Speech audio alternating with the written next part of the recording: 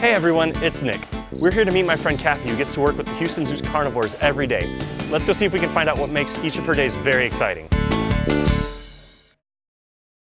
Well, some of the daily responsibilities we have in the carnivore department primarily are caring for the animals. So what that means is anything that they might need that requires us cleaning for them, making their diets for them, any kind of medication that they might be on, and probably one of the most fun parts of our job is enrichment. So we get the opportunity to provide them with all different types of fun things to do throughout the day to keep them mentally and physically stimulated. Well, the best type of enrichment that we can provide for our cheetahs is going out on walks throughout the park.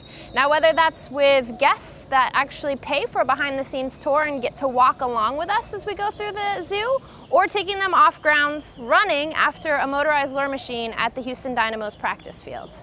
In the carnivore department, currently we care for 30 different animals, and that includes all different types of carnivores, whether that be bears, fossa, large cats, small cats, or even our African painted dogs. So not only do we have to take into account their individual diets and what they enjoy as enrichment that would be natural for them, we also have to take into account their individual personality. So every animal has a little bit different preference, just like you and I all do.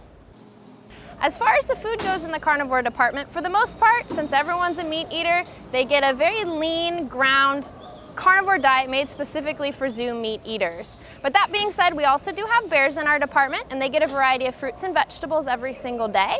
And then we like to keep things with a lot of variety. So once a week they get a bone, depending on what type of animal. It might be a femur or a rib bone.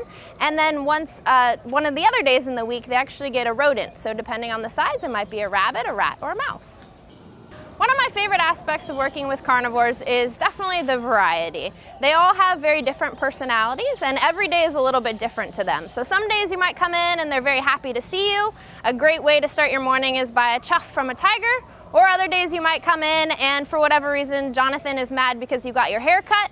Our big male lion will be happy to jump at the fence and roar right in your face. Some of the challenges we face in the carnivore department, really a lot of it is enrichment. These animals would spend a good portion of their day in the wild sleeping, so we have to find something that will stimulate them.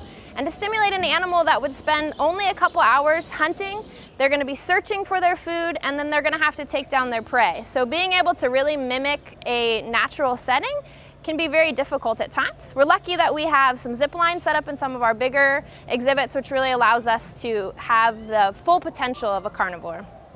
My path to the Houston Zoo has been very exciting. I was lucky enough to go to an animal college called the Exotic Animal Training and Management Program out in California. There I got to learn to take care of all different kinds of animals, as well as do shows and presentations with the animals that were hands-on. From there I did a quick jaunt in the movie industry, so I got to work with animals doing movies and television shows. But I really missed the education aspect and the conservation part of it, so I quickly found my way to the Cincinnati Zoo, where I was lucky enough to be part of the Cat Ambassador program, doing something very similar to what we do here. After that, I ended up at the San Diego Zoo Wild Animal Park, where I also worked with ambassadors such as cheetahs that came out on leash that we got to share with our guests.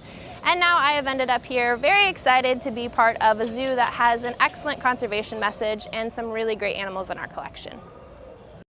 One of the things I wasn't really expecting to be part of my job as a carnivore keeper was the amount of things that we're allowed to build while we work here at the Houston Zoo. All of the propping and a lot of the different structures inside the exhibit that you notice when you walk past the carnivore department is actually built by us, the keepers. So I've learned to be very handy with tools and be able to build things that can enhance the life of our animals. Our carnivore keepers get very creative with all the enrichment they create. They have to, working with all of our different species. See y'all next time.